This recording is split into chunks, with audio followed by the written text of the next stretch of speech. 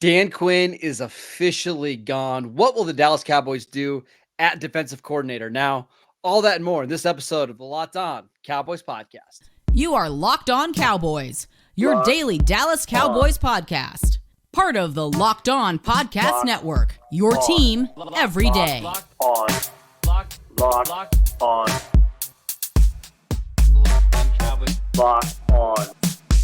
Cowboys. Welcome back to the Locked On Cowboys podcast, part of the Locked On Podcast Network, your team every day. We'd like to thank you for making us your first listen of the day. This episode is brought to you by LinkedIn. LinkedIn Jobs helps you find the qualified candidates that you want to talk to faster. Post your job for free at linkedin.com/LockedOnNFL. That is linkedin.com/LockedOnNFL to post your job for free. Terms and conditions apply. I am your host, Marcus Mosher. You can follow me on Twitter at Marcus_Mosher.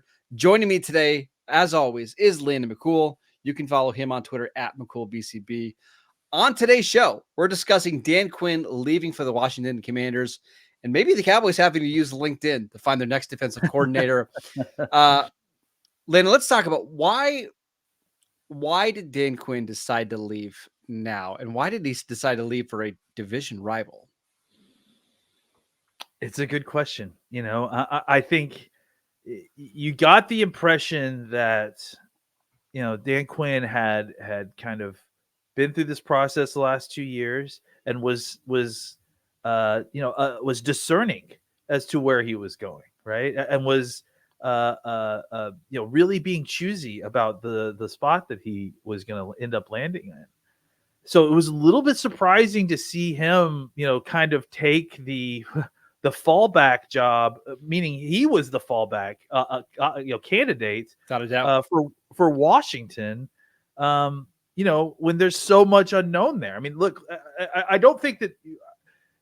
I think there's a lot of people out there that are talking about Washington as a great job because it's a traditionally high profile team at certain points years ago, and that. Dan Snyder is no longer there, but like the lack of Dan Snyder doesn't mean that it's going to be a good organization. So I guess I was a little bit surprised that he took the job just because, he has been very kind of picky about what he was looking for. So I have to imagine that maybe he was concerned about coming back another year and being able to vaunt himself back into the head coaching talk, especially when you consider what we talked about, like, what was it yesterday, where you've got all these young candidates who are deciding to wait until the 2025 season to come out. Maybe Dan Quinn didn't want to have to compete with those guys for jobs that are available then. So it could be that he got to a point where he realized, man, maybe I waited too long on this and I need to take a job while I have the opportunity. Which, in some ways can be a cautionary tale for guys like Slonick and Johnson, right? Like, there is a point where you don't necessarily, you can't keep turning over positive results to be in the head coaching conversation every single year. Sometimes you should take the job when you have the opportunity. So it's interesting. I'm not exactly sure why he took it, but I have to think that it plays a part. Yeah, because we've heard the last couple of years, like, he was Denver's first choice, I think, in the 2022 cycle. And he turned them down. They ended up hiring, was it Nate Hackett, right? And Hackett got fired after the year. He was one of their number one choices last year, and they decided to go with Sean Payton to kind of fix that Russell Wilson situation. He was one of the favorites in Chicago. He was a favorite in Carolina. There was a lot of places where he could have gone to take a head coaching job last year or the year before, decided not to do it. I think there's two things that you mentioned that I think were absolutely true. Number one, it really does feel like a lame duck coaching situation in Dallas this year, right? Like Mike McCarthy in the last year of his deal, Jerry Jones talking about going all in, which we haven't even got to, by the way. We haven't. Yeah.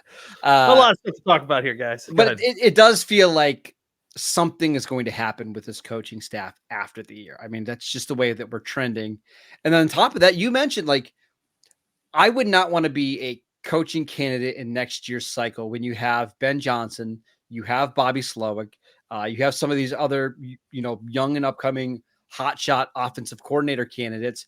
Plus, you still have Bill Belichick and Mike Vrabel that are just hanging around out there. Both of those guys, I got to imagine, are going to want to get a job next year. And we just had a coaching cycle, Landon, where we saw 9 openings. Like that's more than a quarter of the league.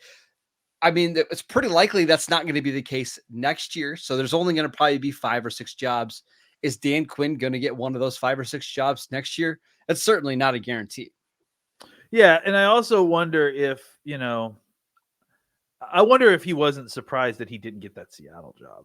I wonder if he kind of had just anticipated being out the door, and that the Seattle job was the thing he was patient for, right? Like the job that he was. And maybe he knew that for. was coming down the pike eventually. Yeah, and then when he didn't get it, like he maybe a certain amount of panic had set in, and to the point, like he also, all the other things we talked about, right? Like looking forward to the next coaching cycle. Can I reproduce good enough results on this defense in order to keep in that conversation for next year? I wonder if all those started to kind of press on him even further. And so Washington and him kind of looked at each other like, well, neither one of us were our first choice for this, but let's make the best of a bad situation. And maybe he was hoping to get the Cowboys job as well. Like that's kind of been rumored for a while. Like, hey, he could potentially take over for Mike McCarthy if he were to be fired. And once it was confirmed that McCarthy was coming back, that was another door that kind of shut. So we're going to talk about some potential options to replace him. But I do want to know, what are your thoughts on Quinn as a head coach now in the division with the Dallas Cowboys? I think on a personal note, I'm glad for Quinn. I think he has the right temperament and leadership skills to be a very good head coach. So I don't like that aspect for it being Washington and a division rival. I would have the same concerns with Quinn that I would with a lot of these other defensive minded head coaches, right? Who is going to be your offensive coordinator? If they're bringing Chip Kelly in to be their offensive coordinator, that's an interesting fit. I don't want to say it's bad or it's good, because I kind of just think it's interesting right now. And I'd like to see how that plays out a little bit. But I do think that, that's my main concern is with defensive coordinator head coaches, is that you're kind of constantly having to play an arms race to find new and young and better offensive coordinators, which is obviously the most important assistant that you're going to have. And when you don't have that, like you're not the play caller, especially the offensive play caller, you're kind of constantly chasing quality offensive coordinators, because if they are quality for your team, they're likely to leave very quickly. So that is a concern I would have. We even saw a report today that he would really like Brian Schottenheimer to run the offense. And that one's interesting because Brian Schottenheimer is the offensive coordinator for the Cowboys right now. He's under contract, but he's not calling plays. So I wonder, like, if Schottenheimer went to the Joneses and said, hey, I would like to go somewhere where I can call plays. Can you, or will you let me leave? How that would play out. Like, are you really going to let your offensive coordinator leave for a lateral job? They'd have to make him an assistant head coach, that classic move. But I don't even know if you can do that anymore. I think they took away that. Oh, did they finally take away that rule? Yeah, that loophole. So I think it's like, here's an opportunity we can go call plays, but you're under contract here. Like, we're not letting you leave. Well, and honestly, I mean, to me, that's the second most important position that I'm worried about losing to Dan Quinn in Washington. I'm more concerned about who on that defensive staff he's taking with him, to be honest. Yeah, let's talk about that, because there's been some rumblings today that the Cowboys could be losing one of their top assistants to Dan Quinn. We will be discussing that next. This episode is brought to you by LinkedIn. At the start of the new year, every small business owner is asking themselves the same question: what's the one move that I can make that'll take my business to the next level in 2024? LinkedIn Jobs knows that your success all depends on the team that you surround yourself with. That's why LinkedIn Jobs has created the tools to help you find the right professionals for your team faster and for free. LinkedIn isn't just another job board. LinkedIn has a vast network of more than 1 billion professionals, which makes it the best place to hire. Hiring is easy when you have this many quality candidates. So easy, in fact, that 86% of small businesses get a qualified candidate within 24 hours. It's why small businesses rate LinkedIn Jobs number one in delivering quality hires versus leading competitors. Thankfully, LinkedIn has done so much to help people hire. They've made that process so quick and easy. Post your job for free at linkedin.com/LockedOnNFL. That is linkedin.com/LockedOnNFL to post your job for free. Terms and conditions apply. This episode is brought to you by DoorDash. Did the game go to timeout? Time to order in with DoorDash. Is it halftime? That is ordering in time. 2-minute warning. You got it. That is your cue to order in. Whenever the game clock stops, that's the time to order in with DoorDash. You can order pizza, wings, sodas, burgers, or even just buns on DoorDash and get it all delivered without missing the game. Make sure you stock up before game day. Get all your favorite appetizers and all of your tailgate gear on DoorDash. Then get ready to watch your team win. Get 50% off up to a $10 value when you spend $15 or more on your first order when you download the DoorDash app and enter promo code LOCK23. Subject to change, terms apply. Again, don't forget to enter promo code LOCK23 for 50% off up to a $10 value on your first order when you download the DoorDash app and you spend $15 or more. Subject to change, terms apply. Welcome back to the Locked On Cowboys podcast. We want to let you know that Locked On has launched the first ever national sports 24/7 streaming channel on YouTube. Locked On Sports Today is here for you 24/7, covering the top sports stories of the day with the local experts of Locked On, plus our national shows covering every league. Go to Locked On Sports Today on YouTube and subscribe to the first ever national sports 24/7 streaming channel. All right, Landon, let's talk about Joe Whitt, who a lot of people believe that the Cowboys were kind of grooming to potentially take over Dan Quinn's spot once he left. And now we're hearing some rumblings that Dan Quinn would love to bring Joe Whitt onto his staff to be his defensive coordinator. What do you make of this whole situation? Yeah, I mean, this is concerning. This is something I talked about a while ago. It's like it makes me think of our sponsors, right? When your defensive coordinator leaves because he got a job on LinkedIn, you can't just DoorDash yourself a new defensive coordinator, right? Especially if you've got like continuity issues that you want to keep.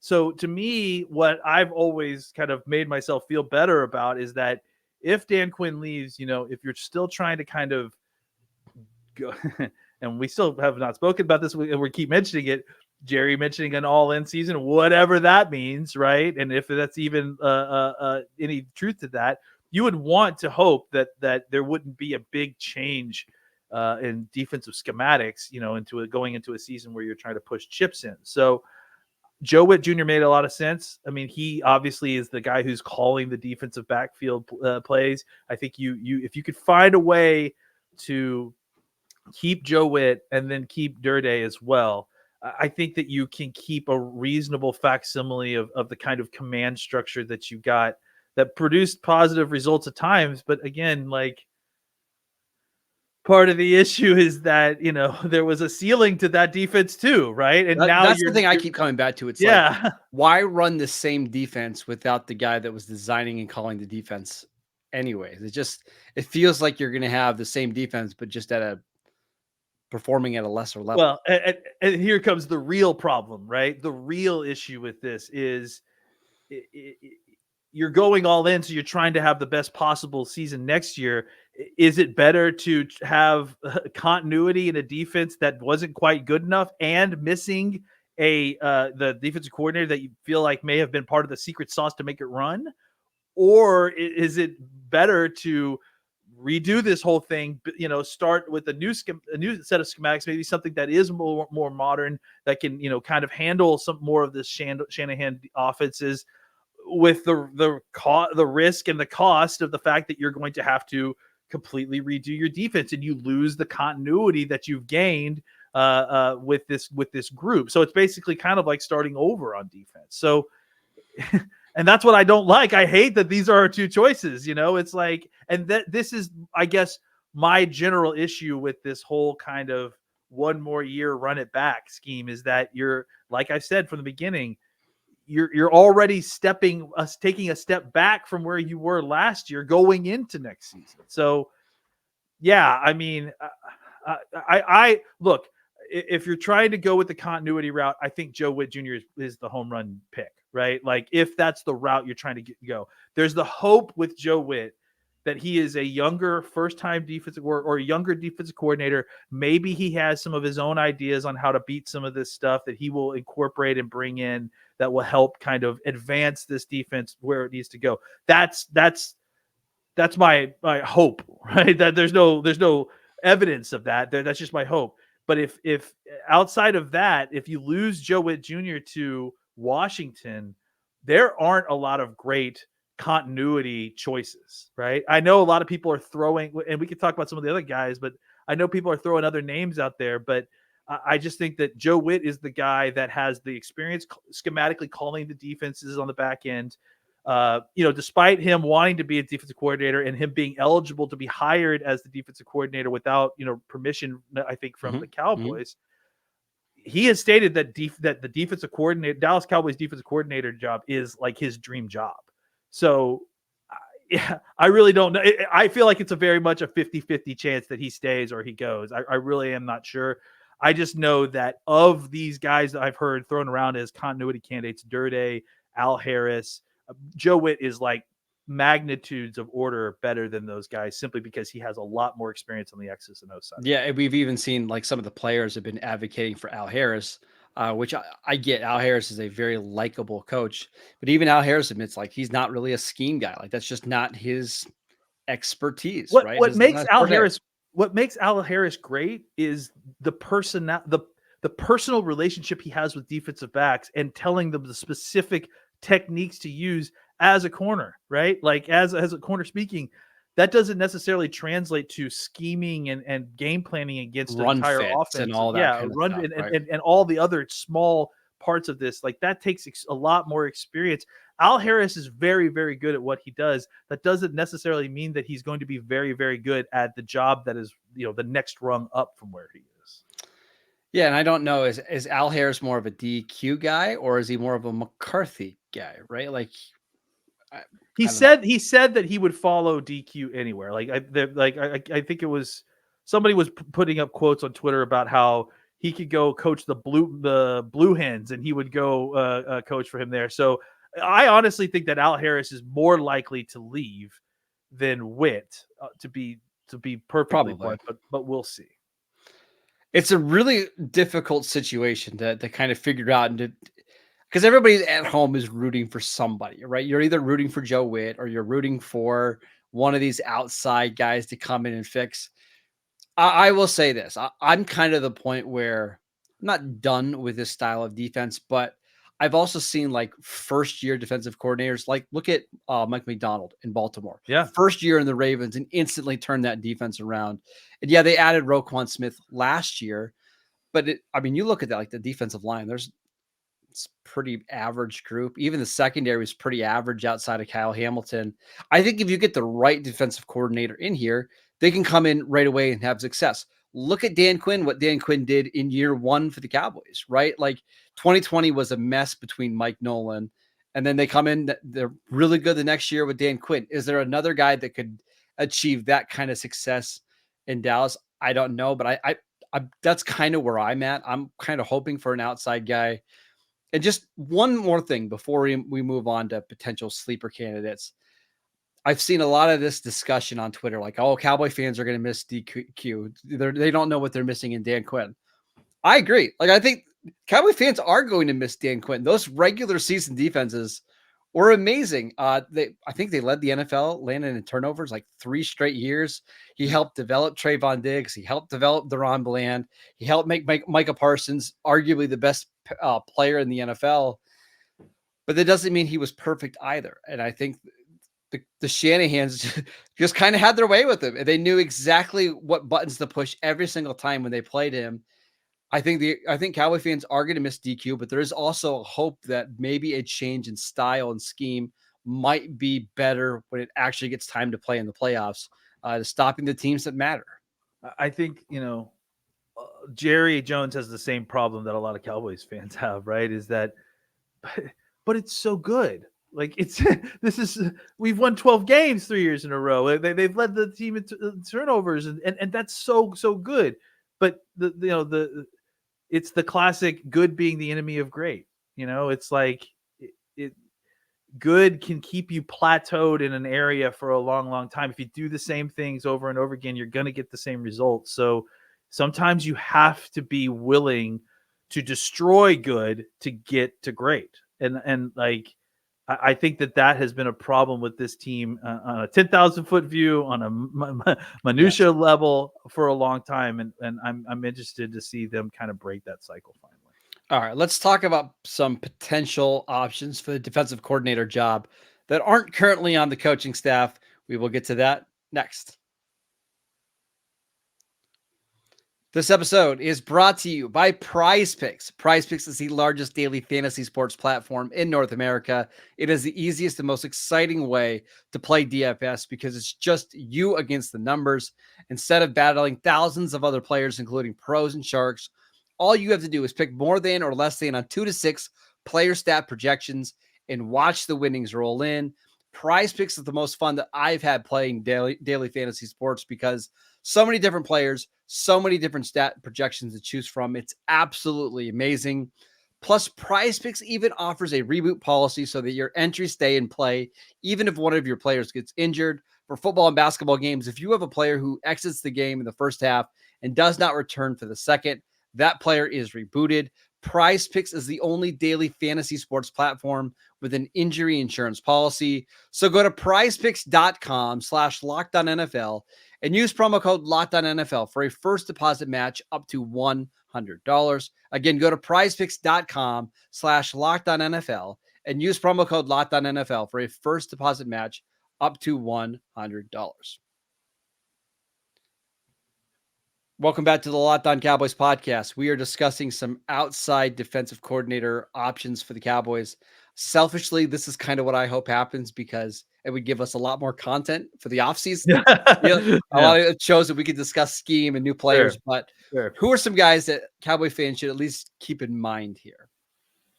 It's the classic trade scenario. Ron Rivera coming in as the former head coach of the Commanders as the defensive coordinator. I think that's a guy. I think, Mike Zimmer is a name that we've heard whispered, which makes sense because Jerry has obviously a long relationship with Zim. I don't mind Zimmer, to be honest.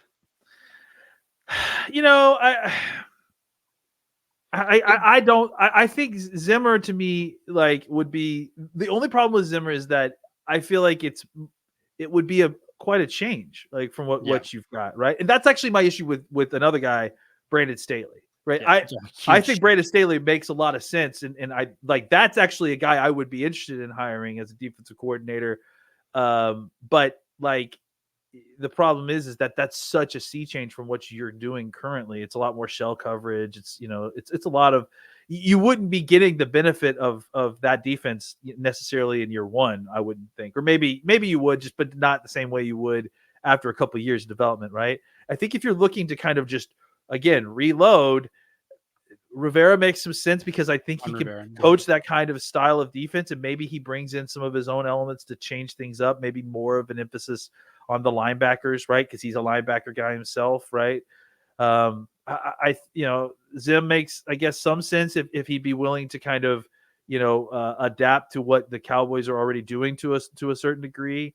There's retreads out there. People have thrown around Vrabel's name, but I just don't think that makes any sense. I don't think he's going to do that either. And he was also just never a defensive play caller. It was always just a stepping stone to get it to becoming a head coach, right? He wasn't Houston, but it wasn't great. They even had JJ Watt. Their defenses weren't great. Yeah. I think those are the big names that we're hearing kind of bandied about. Have you heard anybody else kind of outside of that list mentioned with the Cowboys? No, those are basically the guys. I don't see the Cowboys going out and getting somebody who doesn't have defensive coordinator experience before. I think if they're going to go out and sign somebody, it's going to be a Zimmer or Rivera, somebody who has a lot of skins on the wall, right? Hey, this is a up and coming defensive line coach from the Kansas City Chiefs. we're going to make him our new defensive coordinator. Like I just don't see that happening. So which leads me back to, I think Rivera is a real option here. I really do. What about, I'll give you another one. This guy is out there. He has not been hired yet. What about Wink Martindale? I mean, I guess like, I don't know. Like it feels like it's a complete, that is the opposite end of the spectrum of what this defense has been doing, right? This has been a team that doesn't like to blitz necessarily a ton. It likes to, 5-man pressures are one thing, but like truly blitzing like Wink does, he's a madman. I mean, coverage wise, it would be kind of similar because you do see some man coverage there, but it's a lot of fire zone stuff. Yeah. It's just, it's not, maybe not schematically a huge difference, because I think there's some crossover, especially in the secondary. But I think philosophy wise, like it's wildly different. Sending everybody all the time, and like not necessarily putting coverage on an island. Right. Our corners are used to the opposite, right? Taking advantage of the pressure created by the front four.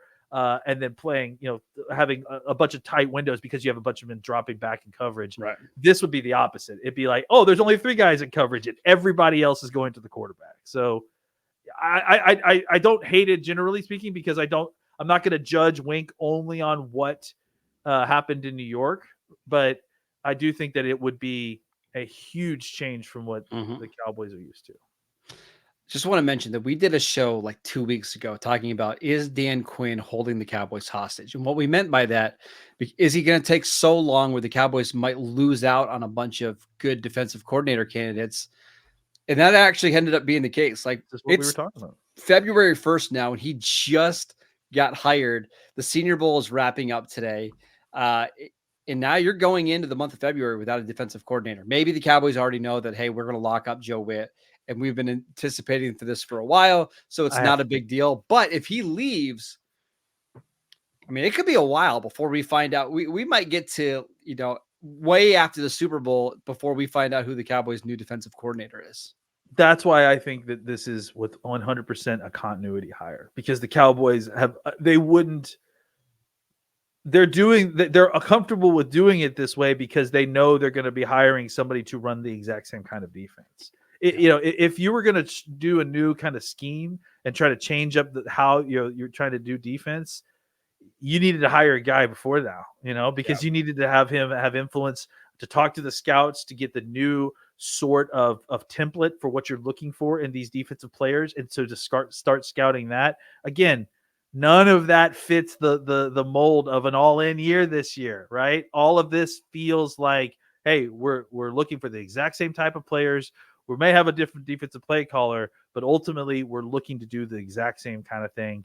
And because you wouldn't be you wouldn't be able to make that kind of sea change on defense this late and have it go well for this season. So I just, can I offer you the dream situation of the dream situation of Bill Belichick running the defense with Nick Saban coaching your secondary and Mike Vrabel running your linebackers? Yeah, I mean, yeah, sure, if you wanna. Yeah, I know there's going to be some delusional Cowboy fans out there that are thinking, what about Nick Saban running our defense? I'll take Saban as defensive coordinator if you just want to make him the defensive coordinator. I'm down with that. Those fans are going to be so bummed out when it's Ron Rivera and not that guy.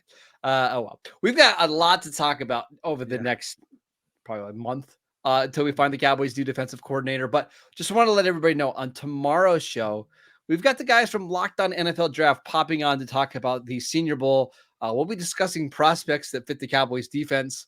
We don't even know what defense the Cowboys are running, so that's going to be fun.